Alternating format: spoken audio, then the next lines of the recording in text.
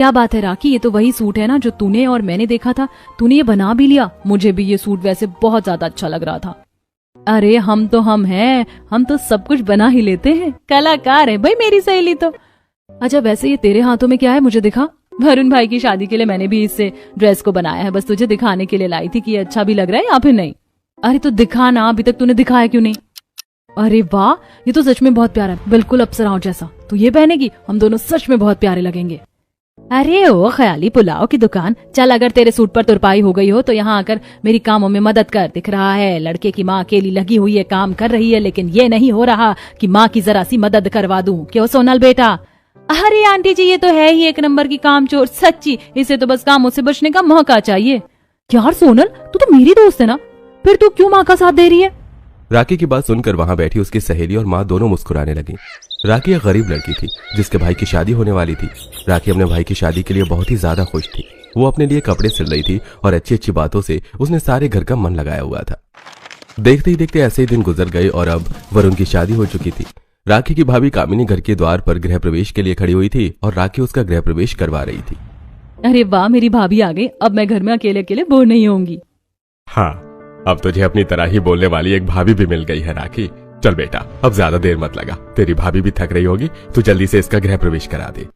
जी बाबा, देखा भाभी, सभी को इस घर में आपकी कितनी परवाह है। आपको ऐसा फिक्र करने वाला ससुराल कहीं और नहीं मिलता। अरे हाँ ननद जी, मैं समझ गई। अब आप जल्दी से मेरा गृह प्रवेश करवाओ, मुझे अब उलझन सी आ रही है। ठीक है भाभी, माफ करना, हमने आपको इंतजार करवाया। कामिनी की बात सुनकर राखी को थोड़ा सा अजीब लगा, लेकिन उसने बस बात को आया गया सा कर दिया। राखी ने कामिनी का गृह प्रवेश करवाया, जिसके बाद कामिनी अपने कमरे में चली गई। आज कामिनी की पहली रसोई का दिन था, जिसमें उसने सभी के लिए खीर, पूरी और सब्जी बनाई। आप लोगों ने खीर, पूरी और सब्जी खा तो ली, लेकिन बताया नहीं कि ये बनी कैसी है। बहुत अच्छी है भाभी, सच में। चलो अच्छा हुआ तारीफ कर दी। सीरियल में देखा है कि कभी सास और ननद नई बहू की तारीफ नहीं करती हैं। चलो अब मैं ना कुछ देर को सोने के लिए अपने कमरे में जा रही हूँ, मुझे बहुत नींद आ रही है। कामिनी ऐसे बोलकर बिना लिए अपने कमरे में चली गई। ये बर्ताव सभी घर वालों को थोड़ा, लेकिन फिर सभी ने इसे इग्नोर कर दिया। ऐसे अब कामिनी को अपने ससुराल आए 1 हफ्ता हो चुका था। इस 1 हफ्ते में कामिनी ने अपनी पहली रसोई बनाने से अलग कोई और काम नहीं किया था, जिसकी वजह से आज राखी को गुस्सा आ गया और वो कामिनी से बोली, कामिनी भाभी, क्या करने को आई हो? क्या करने को आई हूँ? सुबह का वक्त है और मैं यहाँ नाश्ता लेने आई हूँ, सिंपल। हाँ तो भाभी, मैं भी तो वही बोल रही हूँ, आपको बस अपने खाने पीने की परवाह रहती है। क्या मतलब? क्या बोलना चाहती हो तुम मुझे? यही कि आपकी शादी को 1 हफ्ता हो चुका है और आपने अभी तक एक सुई को इधर से उधर नहीं किया। आपके कमरे में से भी मुझे ही झाड़ू निकालनी पड़ती है। आप ये बताएं कि क्या ये बात अच्छी है? आप घर का कोई काम क्यों नहीं देखती हो? अरे मैं तो कुछ भी इस वजह से नहीं करती थी क्योंकि मैंने कभी अपने मायके में कुछ नहीं किया, कभी मेरी किसी चीज को हाथ नहीं लगाया और मुझे लगता था कि मुझे ससुराल भी परिवार जैसा मिला है, लेकिन मैं गलत थी।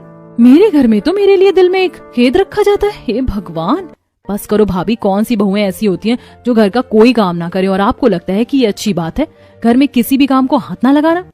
तुम मुझसे लफड़े करना चाहती हो क्या? अगर चाहती हो तो बोल दो, तुम्हें फिर मैं अपने तरीके से ही देखूंगी। क्या देखेगी बहू तू? अभी इसकी माँ जिंदा है, तू ये मत भूलना। चढ़ जाओ सभी, मेरे ही ऊपर चढ़ जाओ। सही बोलते हैं लोग कि बहू कभी अपने ससुराल में बेटी नहीं बन सकती है। आज तो मैं आप लोगों के लिए अपने हाथों से खाना बनाने को सोच रही थी, लेकिन आप लोगों की मेरे बारे में ऐसी सोच है, ये जानकर अब मेरा कुछ भी बनाने का मन नहीं कर रहा। मैं जा रही हूँ। कामिनी ऐसे बोलकर अपने कमरे को चली गई।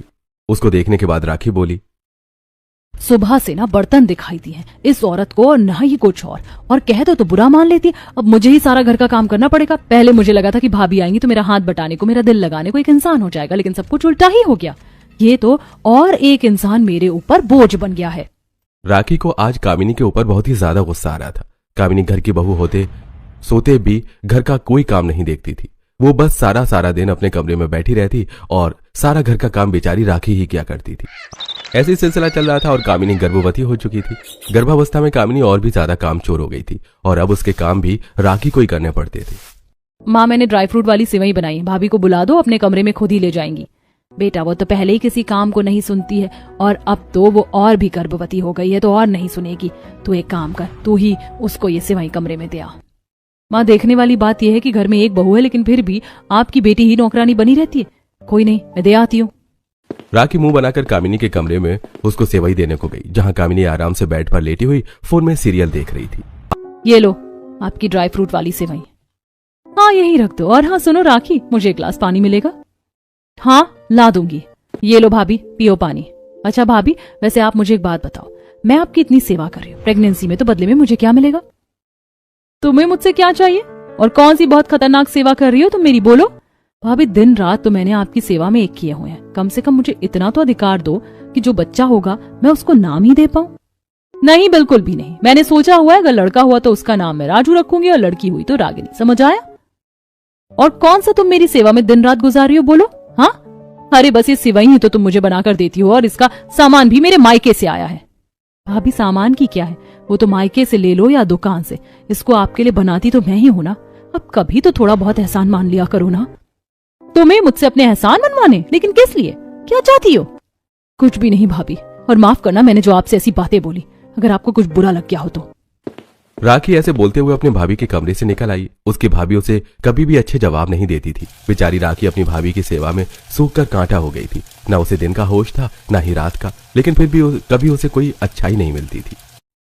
अरे हाँ मुझे नींद आ रही है, अभी कुछ भी मत बोलो ना। अरे राखी उठ, अरे उठ ना। हाँ भैया बोलो, क्या बात है? अरे क्या नशा करके सोई थी, जगाओ तो जाग ही नहीं रही थी। मैंने कितना जगाया। भैया नशा नहीं, मेहनत बोलो। अच्छा बताओ क्यों उठाया मुझे? तेरी भाभी का ना हलवा खाने का मन हो रहा है, जल्दी से हलवा बना दे। क्या इस वक्त मैं हलवा बनाऊं? भैया अगर इतना ही दिल हो रहा है भाभी का तो बोलो खुद बना लो। अब फालतू मत बोल, चुपचाप बना दे। यही वजह होगी जो कामिनी तुझसे सही से पेश नहीं आती। जब तू ही अपना रवैया अच्छा नहीं रखेगी तो क्या कोई खाक तुझसे अच्छे से बोलेगा, बोल। हाँ भैया ले लो भाभी की साइड, वैसे भी मेरा किया हुआ तो आपको कुछ भी दिखाई देगा ही नहीं ना। अरे चुपचाप हलवा बना दे, मुझसे बेकार की बातें मत कर, समझ आया? ठीक है बना रही हूँ मैं हलवा। राखी ने अपनी नींद को कुर्बान करके अपनी भाभी के लिए हलवा बनाया। धीरे धीरे ऐसे ही दिन गुजर गए और वो दिन भी आया जब कामिनी ने एक बेटी को जन्म दिया। सभी हॉस्पिटल में थे, कामिनी की माँ गंगा हॉस्पिटल आई हुई थी। ऐसे में अरे वाह मैं बुआ बन गई, सच में आज तो मैं बहुत ही ज्यादा खुश हूँ। भाभी इस बच्ची को आप सबसे पहले मेरी गोदी में दो, आखिर सबसे ज्यादा आपका ख्याल भी तो मैंने ही रखा है। नहीं बिल्कुल भी नहीं, अपनी बेटी को सबसे पहले मैं अपनी माँ की गोद में दूंगी। तुम्हें क्यों दूं? तुम क्या मेरी माँ हो? कामिनी ने ऐसे बोलकर अपनी बेटी को अपनी माँ की गोद में दे दिया। राखी बस उसे अदना सा देखती रह गई। कोई बात नहीं बेटा, तू अपनी भाभी की इस हरकत को फील मत करना। जिसको उसे अपनी बच्ची पहले देनी थी उसने दे दी, तू बाद में ले लेना। ठीक है माँ, मैं समझ गई। बेचारी राखी को काफी बुरा लगा था, लेकिन उसने अपनी फीलिंग्स बाहर की तरफ को जाहिर नहीं की। कामिनी ने अपनी माँ के बाद अपने बाप को अपनी बेटी दी, जिसके बाद अपने सास और ससुर को उसने अपनी बेटी को दिया, और अंत में उसे राखी ने गोद में लिया। राखी के लिए भी रिश्ता देखना अब शुरू कर दिया था। और माँ बाबा देखिए, मैं आप लोगों को पहले ही बता रहा हूँ, मुझे कोई मॉडर्न किटी पार्टी में जाने वाली और बिजनेस करने वाली लड़की अपनी लाइफ पार्टनर नहीं चाहिए। मुझे चाहिए कि मेरी होने वाली पत्नी घर को अच्छे से संभालना जानती हो, जो घर को लेकर चले, क्योंकि पैसे तो मैं कमा ही रहा हूँ, साथ ही सीधी सादी और सादगी वाली हो। मुझे कोई ऐसी लड़की नहीं चाहिए जो ज्यादा मॉडर्न हो। आप लोग समझ तो रहे हैं ना? तो बस मेरे लिए अगर आप किसी को ढूंढ रहे हो तो ये क्वालिटी काफी है मुझे पसंद आने को। तो बेटा तुम्हें तुम्हारे परिवार से उलट बहू चाहिए। तुम्हारी तो माँ भी बिजनेस जानती है, मॉडर्न है और किटी पार्टी भी पसंद करती है। माँ बाबा आप दोनों मुझे गलत मत समझना, मैं बस चाहता हूँ कि मेरी पत्नी घरेलू और कुछ नहीं। मतलब कि तुम्हें बस ऐसी पत्नी चाहिए जो कुछ ना जानती हो। ठीक है बेटा, लेकिन याद रखना ऐसी लड़की बस तुम्हें किसी गरीब घर वाली ही मिलेगी, क्योंकि अमीर घर की लड़कियां तो सब कुछ करने का ड्रीम रखती हैं। ठीक है माँ, आप बस पंडित जी से मेरे मेल की लड़की को ढूंढने की बात कीजिए, बाकी वो अमीर हो या गरीब मुझे कोई फर्क नहीं पड़ता। तुषार की बात सुनकर उसके माँ और बाप दोनों का मुंह बन गया। बस फिर क्या था, उन्होंने अपने बेटे की बात को नहीं टाला और उन्होंने पंडित से कोई सादी सी लड़की ढूंढने की ही बात की, जिससे कि पंडित ने उन्हें राखी का ही पता बताया और राखी से तुषार का रिश्ता पक्का हो गया। देखते ही देखते दिन गुजर गए और वो दिन भी आया जब राखी अमीर घर की बहू बनकर अपने ससुराल को आई। माँ जी मैं ऐसे ही अंदर आ जाऊँ क्या? मेरा मतलब आप मेरा गृह प्रवेश नहीं करवाओगी? क्यों, ये बेकार की रस्में जरूरी हैं क्या? क्या होता है ये गृह प्रवेश? बहू तुझे अपनी बूढ़ी सास दिखाई नहीं दे रही है क्या? हाँ, ये क्या क्या करेगी? एक अकेली औरत अब शादी का काम संभालिया, बाकी की रस्मों का। यूं ही अंदर आ जा। मुझे माफ कर दीजिए बाबा, अगर मैं कुछ गलत बोली हूँ तो मैं आती हूँ अंदर।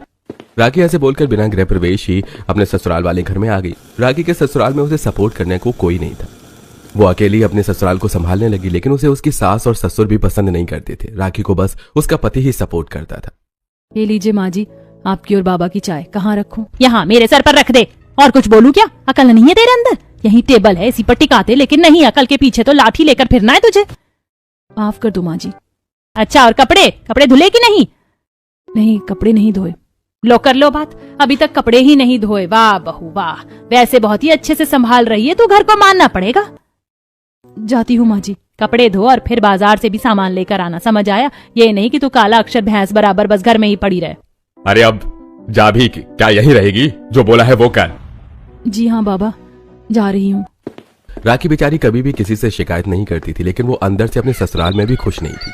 ऐसे ही थोड़े दिन और बीते और अब राखी प्रेग्नेंट हो चुकी थी। उसकी प्रेगनेंसी में भी कोई उसका साथ देने वाला नहीं था। वो सारे काम खुद ही संभालती थी। हाँ भैया, 1 किलो पनीर भी दे दो। करता हूँ बहन। अरे नहीं। अरे आप झुकिएगा नहीं, मैं उठा लूंगा, आप फिक्र मत कीजिए, आप जाइए। दुकानदार की इंसानियत देखकर राखी को काफी अच्छा लगा और वो खुशी खुशी अपने ससुराल को सामान लेकर लौटने लगी। कोई कोई लोग तो बड़े अच्छे होते हैं, लेकिन पता नहीं बस गैर ही क्यों अच्छे होते हैं। मेरे परिवार में तो किसी को भी मेरी कोई परवाह ही नहीं है, फिर चाहे मैं जीऊं या फिर मरूं। मेरी प्रेगनेंसी में भी तभी मुझसे कितना काम करवाते हैं। राखी बेचारी ऐसे ही खुद से ही अपनी बातों को शेयर करते हुए अपने ससुराल आ गई, जहां उसे आते ही रसोई में सभी के लिए खाना बनाना पड़ा। और मैंने सभी के लिए खाना बनाकर उनका तो पेट भरवा दिया, लेकिन मेरा तो ये खाने का दिल ही नहीं कर रहा है। काश कि कोई मुझे बढ़िया चाट बना कर देता, मेरा तो चाट खाने का मन है। लेकिन यहाँ कौन तुझे चाट वाट बना कर देगा राखी? वो तो तू ही थी जिसने अपनी रातों की नींदें कुर्बान कर करके अपनी भाभी की प्रेगनेंसी में सेवा की थी। मेरी सेवा यहाँ कौन करेगा? मैंने तो अपना हक अदा कर दिया, लेकिन मेरी भाभी ऐसी नहीं है कि वो यहाँ थोड़ी मेरी सेवा को आ जाए। हाँ, मुझे तो बहुत थकान हो रही है। बेचारी राखी ऐसे ही थकी थकी सी रहती थी। आज भी वो बिना कुछ खाई सो गई, लेकिन उसकी किसी को कोई फिक्र नहीं थी। ऐसे ही 9 महीनों का वक्त पूरा हुआ और वो दिन भी आया जब राखी को एक बेटी हुई। टेंशन और लोड में टाइम काटने की वजह से राखी की बच्ची जरा भी स्वस्थ नहीं थी और कोई उसके लिए खुश भी नहीं था। सुनिए तुषार जी, माँ जी और देवर जी, कोई भी यहाँ नहीं है? नहीं राखी, कोई भी नहीं आया है। चलो मैं माँ को वीडियो कॉल करता हूँ। हेलो माँ। हेलो बेटा, बहू को लड़की हुई है, क्यों है ना? मुझे तो ये गरीब मेरे घर का वारिस भी नहीं दे पाई। माँ इस तरह की बातें मत करो। अच्छा, अपनी पोती को देखोगी नहीं आप? लो अपनी बहू से बात कर लो। नहीं, बिल्कुल भी नहीं, मुझे नहीं देखना, ना तेरी बेटी को और ना ही तेरी पत्नी को। मुझे एक पोता चाहिए था, पोती नहीं। शारदा ने ऐसे बोलकर फोन को काट दिया। राखी को उसके ऐसे बर्ताव से बहुत ज्यादा दुख पहुंचा, लेकिन वो बेचारी कुछ बोली नहीं। ऐसे सिलसिला जारी था, न राखी से और न ही उसकी बेटी से। घर में कोई भी प्यार नहीं करता था और ऐसे ही चलते चलते अब 4 साल बीत चुके थे। इन 4 सालों में अब राखी फिर से गर्भवती हो चुकी थी और आज उसके 4 देवरों की शादी भी होकर निपटी थी। राखी की 4 देवरानियां उसकी सास की पसंद की और अमीर घरों की लड़कियां थी। चलो अब तुम इस कलश को गिराकर घर के अंदर आ जाओ। राखी ने गर्भवती होते हुए भी अपनी सभी जिम्मेदारियों को अच्छे से संभाला। उसकी देवरानियां घर के अंदर आ गईं, जिसके बाद सारे घर को समेटने के बाद ही राखी अपने कमरे में गई। अब राखी की देवरानियों को घर में आए हुए 1 हफ्ता गुजर चुका था। उनकी सभी रस्में भी पूरी हो चुकी थी और ऐसी आज के दिन राखी रसोई में अकेले बर्तन धो रही थी। हे भगवान, चलो अच्छा है, ये बर्तन तो बस धुलने को ही आ रहे हैं। मुझे खाना बनाना और रसोई को समेटकर कपड़े भी धोने हैं। अब तो मेरी देवरानियां भी आ चुकी हैं, लेकिन मैं उनसे किसी भी काम को बोल नहीं सकती, क्योंकि वो भी माँ जी की तरह ही अमीर घरों से हैं। मैं उनसे किसी काम को नहीं बोल सकती हूँ, बेकार घर में कलेश हो। क्यों होगी घर में कलेश भाभी? आप हमारी जेठानी हो, गर्भवती हो, अगर आप हमसे किसी काम को कहेंगी तो हम क्या आपसे लड़ाई करेंगे? बोलिए। अरे नहीं नहीं, वो भाभी चलो जाओ, बहुत कर लिया आपने काम, और 1 हफ्ते इस घर के तौर तरीके देखकर हम भी समझ गए हैं कि आप लोगों को क्या चाहिए। हम बहुएं आपकी देवरानियां सारे काम कर लेंगी। अब आप जाओ और आराम से जाकर बैठ जाओ। अरे हाँ जाओ भाभी, आपकी रानी स्कूल से आती होगी, आप उसको संभाल लेना, हम यहाँ हैं। राखी को पहली बार किसी को अपने साथ होने का एहसास हुआ था। वो खुशी खुशी रसोई से आ गई और उसकी देवरानियां रसोई के कामों को देखने लगी। ऐसे ही अभी राखी आराम ही कर रही थी कि पीछे से शारदा आई और बोली, ओहो, घर में बहुएं आई नहीं और महारानी ने आराम फरमाना भी शुरू कर दिया। चल खड़ी हो और घर के काम देख। क्यों माँ जी, जब हम काम कर रहे हैं तो भाभी को क्या जरूरत है परेशान होने की? वैसे भी उनकी प्रेगनेंसी का 5वां महीना है, अब तो उन्हें आराम की जरूरत है ना। माँ जी, हमने सारा काम कर दिया है, तो अब आप भाभी से मत बोलो। भाभी अब तो आप फ्री हो ना? हाँ, तुमने ही सब कर दिया, तो अब तो मैं फ्री ही हो गई। बहुत अच्छी भाभी, तो आप हमारे कमरे में आ जाओ, हम आपकी थोड़ी सी सेल्फ केयर करेंगे। अरे इस पुतले पर तुम जाया मत करो, मेरी बात को मानो। माँ जी, ये हमारा खाली वक्त है, तो हम इसको तो जाया कर ही सकते हैं। आओ भाभी। चारों देवरानियां खींचकर राखी को अपने कमरे में ले गईं, जहां राखी को उन्होंने लिटाया और वो उसकी स्किन केयर करने लगी। भाभी चलो ऊपर की तरफ को देखो, अब मैं आपको आई क्रीम लगाऊंगी। Eye cream? ये क्या है? इससे आपकी आंखों के नीचे के काले घेरे खत्म हो जाएंगे। चलो अब लगवाओ। चारों बहुएं ऐसे ही अभी राखी की केयर ही कर रही थी कि तभी उन सभी के पति काम पर से आ गए। दिशा, दिशा कहाँ हो? अरे खाना लगाओ, बहुत भूख लग रही है। अरे आ जाओ भाई, भूख लगी है। अरे दिशा, किरण देखो देवर जी आ गए, मुझे जाने दो, मुझे उन्हें खाना खिलवाना है। अरे भाभी रिलैक्स, हम हैं यहाँ, हम उनको खाना खिलवा देंगे। अरे याद आया, हमारे पति 3-4 महीने विदेश भी तो जाने वाले हैं, तो उनका बैग वगैरह भी तो हमें पैक करना पड़ेगा। ज्योति की बात सुनकर सभी बहुओं को ध्यान आया। उन्होंने राखी को कमरे में ही आराम करने को बोला और वो खुद चारों अपने पतियों को खाना खिलाने को चली गई। अरे किरण, तुमने कल की मेरी पैकिंग कर दिया नहीं? और मेरा ज्योति? आप लोग चिंता मत कीजिए, हम आपके बैग्स को वक्त रहते ही पैक कर देंगे, कल आपकी फ्लाइट को देरी नहीं होगी। सभी देवरानियों ने अपने अपने पतियों की टेंशन को हल्का कर दिया। ऐसे ही अब कई दिन गुजर चुके थे, पांचों बहुओं के पति भी विदेश में थे और आज के दिन पांचों देवरानी जेठानी बैठी हुई साथ साथ अंताक्षरी खेल रही थी। अरे अचानक से मेरा मन केक खाने का हो रहा है। आपको केक खाना है? अभी रुको, मैं बस 2 मिनट में गई और केक बनाकर लाई। अरे नहीं नहीं, तुम लोग परेशान मत हो, मुझे केक वेक नहीं खाना। अरे मैं 1 मिनट में गई और 5 मिनट में आई। अच्छा मेरा इंतजार करना, चलती हूँ। दिशा ऐसे बोलकर देर रात को राखी के लिए केक बनाने को चली गई। उसके साथ बाकी देवरानियां भी चली गई और राखी के साथ बस ज्योति थी। ज्योति, मुझे तो यकीन ही नहीं होता कि मैं तुम लोगों के साथ हूँ, तुम्हारी जेठानी। कल तक कोई मेरे बारे में सोचता तक नहीं था, तो मैं हर चीज को तरसती रहती थी और अब देखो मेरे पास सब है। एक तरफ राखी ऐसे सोच रही थी तो वहीं दूसरी तरफ, अरे बहुओं, ये तुम इस वक्त आधी रात को रसोई में क्या बना रही हो? अभी तो तुम फटे हुए स्पीकर की तरह बज रही थी और अब रसोई में खटपट। उस गरीब जादी को महारानी मत बनाओ। माँ जी, हम जो कर रहे हैं अपनी मर्जी से कर रहे हैं, आप टेंशन मत लो। अरे वाह, केक बन गया। चलिए माँ जी, आप फिर कभी भाषण दे देना। दोनों बहुएं ऐसे बोलकर शारदा के पास से आ गईं और पांचों बहुओं ने मिलकर केक को एंजॉय किया। ऐसे ही आज के दिन पांचों बहुएं राखी को बेटर फील करवाने को बाहर घूमने लेकर निकली हुई थी। भाभी, काफी वॉक हो गए, अब थोड़ी सी शॉपिंग कर लें। अरे आइडिया, आज कमरे में नाइट आउट करना कैसा रहेगा? वो क्या होता है आपको नहीं पता भाभी? नाइट आउट में सब लड़कियां सारी रात पार्टी करती हैं। चलो आज हम लोग भी पीजे पार्टी नाइट आउट करेंगे। ऐसे बोलकर चारों देवरानियां राखी को मॉल ले गईं, जहां से उन्होंने उसे शॉर्ट्स वाला पीजे दिलवाया और फिर वो अपने घर को आने लगी कि तभी उन्हें रास्ते में अपनी पड़ोसन मिली। और शारदा की बहुओं कहाँ से आ रही हो? वैसे इस गरीब को खूब सर चढ़ाया हुआ तुमने। हाँ, वैसे ही जैसे आपकी अमीर बहू ने आपको चढ़ाया हुआ है। दिशा की बात सुनकर हेमा कुछ नहीं बोल पाई। चारों बहुएं ऐसी अपनी जेठानी की ढाल बनकर खड़ी रहती थी। ऐसी रात हो गई और रात को बहुओं को नाइट आउट शुरू हुआ, जिसमें सभी बहुओं ने शॉर्ट्स वाले नाइट सूट पहने। राखी उसे पहनकर काफी शर्मा रही थी। मुझे तो बहुत शर्म आ रही है, मैं ऐसे कपड़े कभी नहीं पहनी हूँ। अरे आ जाओ भाभी, यहाँ ना हम लड़की लड़की ही तो हैं, चलो पार्टी शुरू करते हैं। दी बोलकर सभी बहुओं ने एक दूसरे के साथ पिलो फाइट शुरू की और बहुत मस्ती करने लगी। उनकी आवाजें शारदा के कानों में भी पड़ रही थी, जिनको सुनकर शारदा का मूड खराब हो गया। देखो तो जरा कैसे हंस रही, उस गरीब जादी को ज्यादा चढ़ा रखा है। शारदा को राखी की हंसती हुई आवाजें भी बुरी लग रही थी। सारी रात बहुओं ने मजे किए और शारदा का मुंह बना रहा। ऐसे कुछ दिन और गुजरे और अब राखी की डिलीवरी का वक्त आ चुका था। सभी लोग हॉस्पिटल में थे। आने का इरादा ही नहीं था, बेवजह सुबह से मुझे यहाँ बुलाया हुआ है। पता नहीं, वैसे वो गरीब जाती कभी मुझे खुश तो कर नहीं सकती। पता नहीं डॉक्टर अंदर से क्या खबर लाएंगे।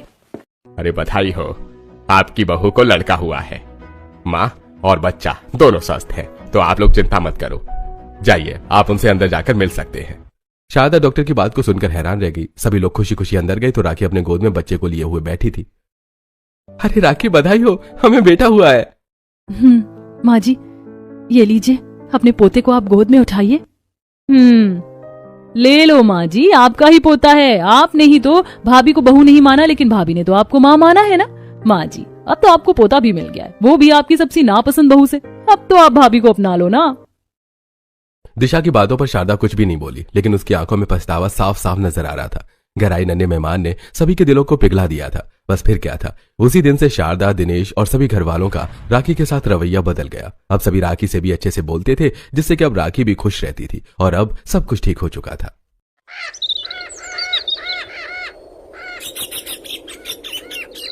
देवरानी की टिफिन में रात का, जेठानी की टिफिन में ताजा खाना। सारे पकवान तो बनने ही वाले हैं। चलो अब जल्दी से सबके लिए चाय नाश्ते की व्यवस्था कर देती हूँ। सबको काम पर जाने पर देरी भी हो रही है। ये है काजल, जो एक नहीं दो नहीं बल्कि एक साथ 4 वाले गैस चूल्हे पर 16 किस्म के अलग अलग पकवान एक साथ बना रही थी, जिनमें कड़ी चावल, पुलाव, चिकन करी, पालक पनीर और भी कई तरह के अलग अलग पकवान थे। तभी काजल चाय और पराठे बनाने लगती है। थोड़े समय बाद काजल की नंद रिया रसोई में आती है। भाभी, मैं आपकी कुछ हेल्प कर दूं? अरे नहीं नहीं रिया, सब कुछ बन चुका है, तुम बस बाहर जाकर बैठो। मैं 5 मिनट में सबका टिफिन और चाय नाश्ता लेकर बाहर आती हूँ। भाभी, कभी तो हमें आपकी हेल्प करने दिया कीजिए, आप अकेले कितना कुछ करते हो। अरे नहीं नहीं रिया, तुम सभी तो सारा दिन ऑफिस में काम करके कितना थक जाते हो। अब घर के काम करना तो मेरी ही जिम्मेदारी है ना। तुम जाओ, मैं नाश्ता लेकर आती हूँ। रिया काजल एक नहीं बल्कि पूरे 15 टिफिन निकालती है। हर टिफिन के ऊपर एक सदस्य का नाम लिखा हुआ था। जिस जिसको जो जो खाना पसंद है उनके टिफिन में वो खाना डाल देती हूँ। तभी काजल सारे टिफिन में अलग अलग पकवान डालती जाती है। थोड़े समय बाद वो कई सारे पराठे और चाय लेकर बाहर आती है। तो बाहर इस बड़े से घर के लिविंग रूम में डाइनिंग टेबल पर काजल के सास ससुर मीनाक्षी, मनदीप, दादी, सास कावेरी काफी अमीर और मॉडर्न लोग हैं।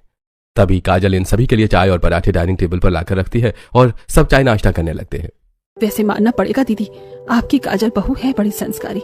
भाई इतना बड़ा परिवार है और ये अकेली इतने बड़े परिवार के सभी काम कितनी आसानी से कर लेती है। सही कहा तूने और मिला, मेरी काजल बहू तो लाखों में एक है। अरे हम तो रोज इसे कहते हैं कि बहू हमें भी घर के काम करने दिया कर, तू अकेली इतना सब करके थक जाती होगी। पर यह है कि हम में से किसी को भी कोई काम नहीं करने देती। भाभी हम तो सारा दिन ऑफिस में इसी रूम में चेयर पर बैठकर काम करते हैं, फिर भी हमें इतनी थकान हो जाती है। और एक आप हो जो सारा दिन घर में इतनी हार्ड वर्किंग करते हो, इतने लोगों के लिए इतना सारा खाना बनाते हो, फिर भी आपको थकान नहीं लगती? कैसे भाभी? इंसान को कोई भी काम दिल से करना चाहिए, क्योंकि दिल से किए गए कामों में कभी थकान नहीं होती, बल्कि उस काम को करने में और भी मजा आता है।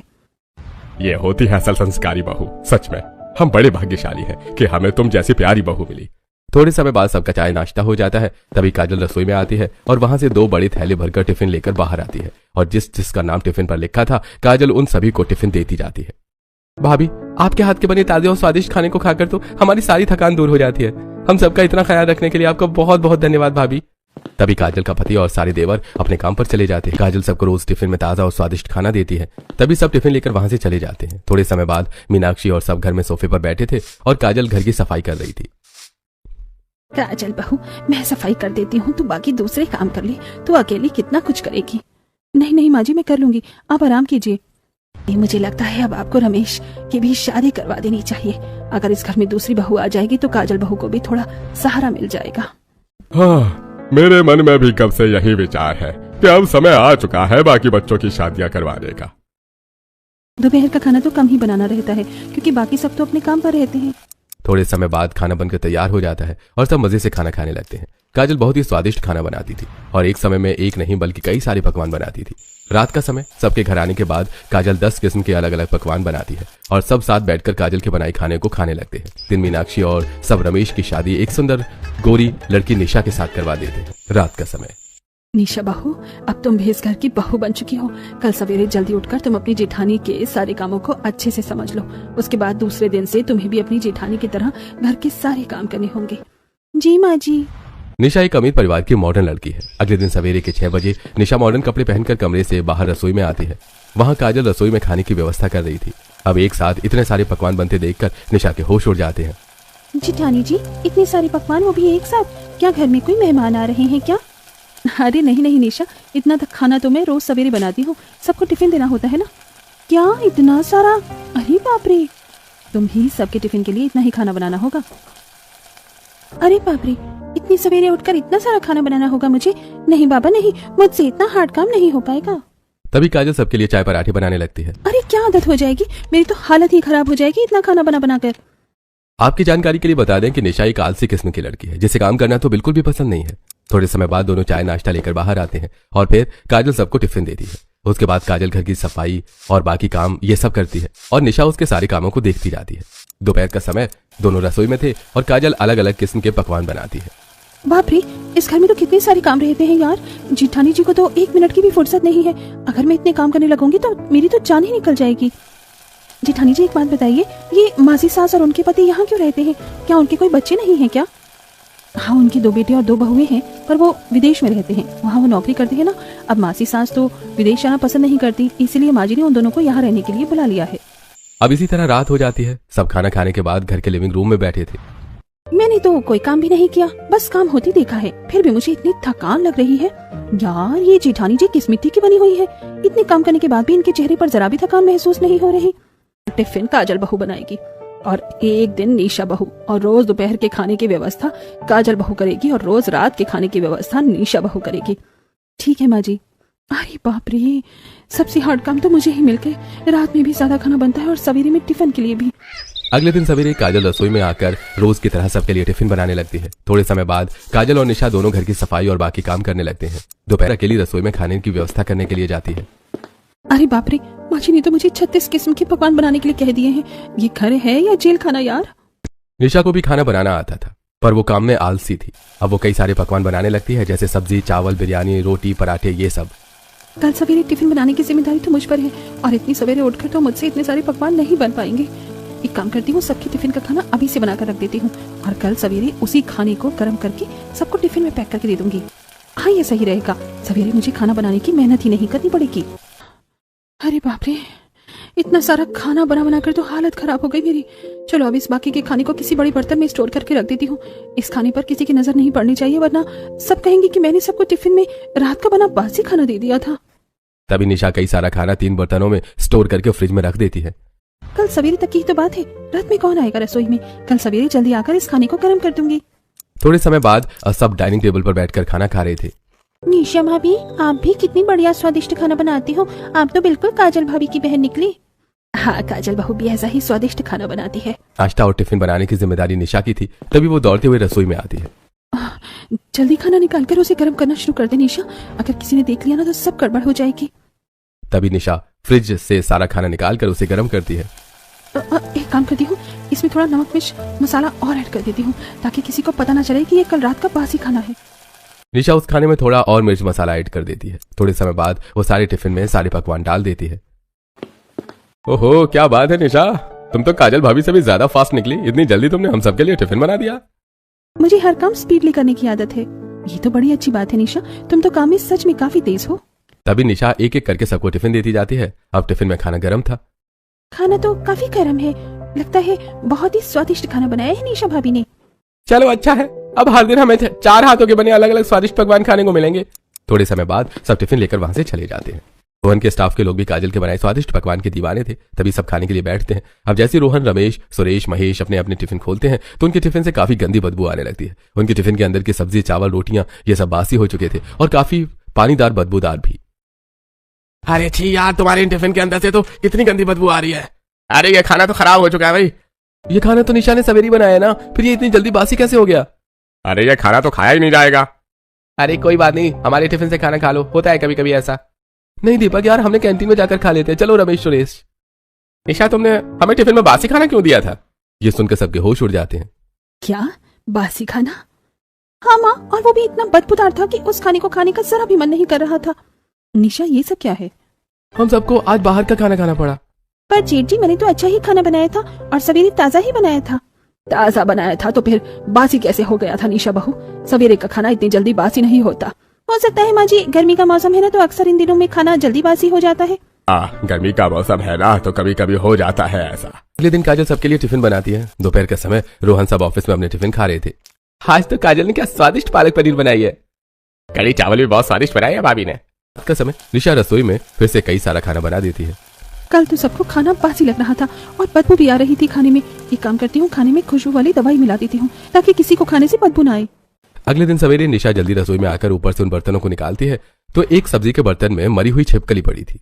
अरे ये छिपकली कैसे गिर गई सब्जी में? ये सारी सब्जी तो खराब हो गई यार। तभी निशा उस बर्तन से छिपकली को निकालकर बाहर फेंक देती है। ये सब्जी तो खराब हो गई यार, अब फिर से मुझे इतनी सारी सब्जी बनानी होगी। क्या मुसीबत है ये? एक तो मैं काम से बचने के लिए इतनी मेहनत कर रही हूँ और ऊपर से मेरे काम और ही बढ़ते जा रहे हैं। निशा परेशान होने लगती है। अब और सब्जी बनाने की मेहनत कौन करे? एक काम करती हूँ, यही सब्जी गर्म करके सबके टिफिन में पैक कर देती हूँ। किसी को कहाँ पता चल पाएगा कि इस सब्जी में छिपकली गिरी थी। निशा वही छिपकली गिरी सब्जी को सबके टिफिन में पैक कर देती है और बाहर सबको लाकर वो टिफिन दे देती है। अरे ये निशा भाभी कैसा खाना बना रही है यार। कल उन्होंने ऐसा खाना दिया था कि खाने से बदबू आ रही थी और आज के खाने में जरा भी स्वाद नहीं लग रहा है। ऐसे लग रहा है जैसे हम बासी खाना खा रहे हैं। लोग समझते क्यों नहीं हो? खाना गर्मी के कारण ऐसा रहा होगा। मैं तो सवेरे सबके लिए ताजा ही खाना बना रही हूँ।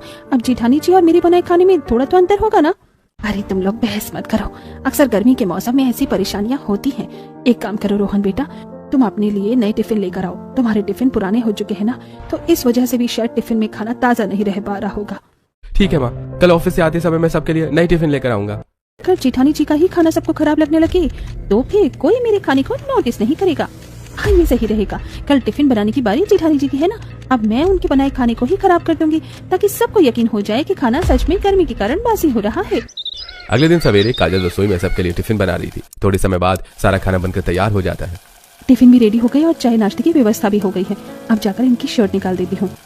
काजल रसोई से निकलकर अपने कमरे में चली जाती है। तभी निशा चुपके से रसोई में आती है और काजल के बनाए पकवान में एक केमिकल मिला देती है। चाय नाश्ते की राह देख रहे हैं, चलो जल्दी से सबके टिफिन पैक कर देती हूँ।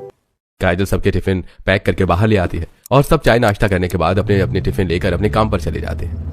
अब आएगा मजा जब सब खाएंगे जेठानी जी के हाथ की बनी बासी पकवान। यह खाना तो बासी हो चुका है, यह तो खाया भी नहीं जा रहा। इधर रिया और बाकी सबके टिफिन का खाना भी उस केमिकल के कारण खराब हो चुका था। रात का समय सब घर आते हैं और काजल और सबको सारी बात बताते हैं। ये कैसे हो सकता है? मेरा बनाया खाना तो ताजा था, वो कैसे बासी हो गया?